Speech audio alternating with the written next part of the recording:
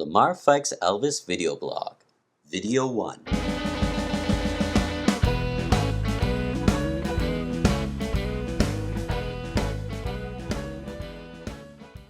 basics of this book is simple. It's a buddy book. I think the big problem out there has been there's been so many books about Elvis. It's about what we went through, the fun we had. There's nothing salacious about it. It's edgy to a degree, but it's got a lot of good, funny things. And it was about the early halcyon days of where the end of the contracts were going for the contract players at MGM and 20th Century Fox. And, we were just a group of wild, crazy guys. Didn't know what we were doing, but played it by ear every day. And it's about meeting the different stars that we met. And, of course, Gable and Ford and just everybody. The book itself is also about my parallels in my life, where I was born and where I was raised.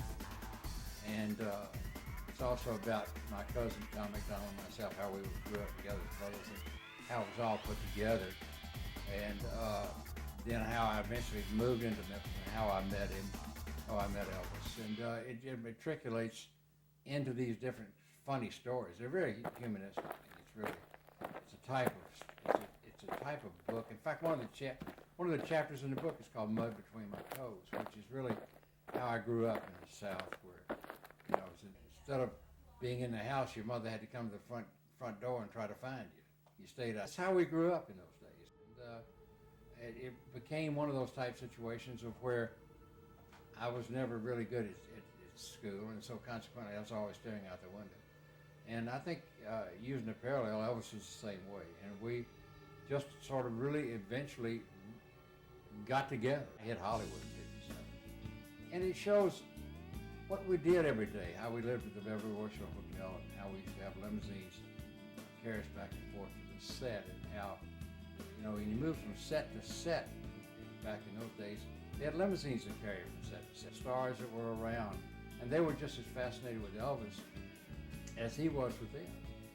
So this tells that, he sort of puts it all together. We went on tours and he got drafted, and we went to Germany. The 2 years we spent in Germany, 8 months that we spent in Fort Hood. And then from there, he moves into the back and forth rapport between himself, me, and his father, and what we had to go through over there. And, even before that, it's about when his mother died. They're very poignant, straight ahead, very smooth, nice stories. We were insane people. The way we lived was just absolutely nuts.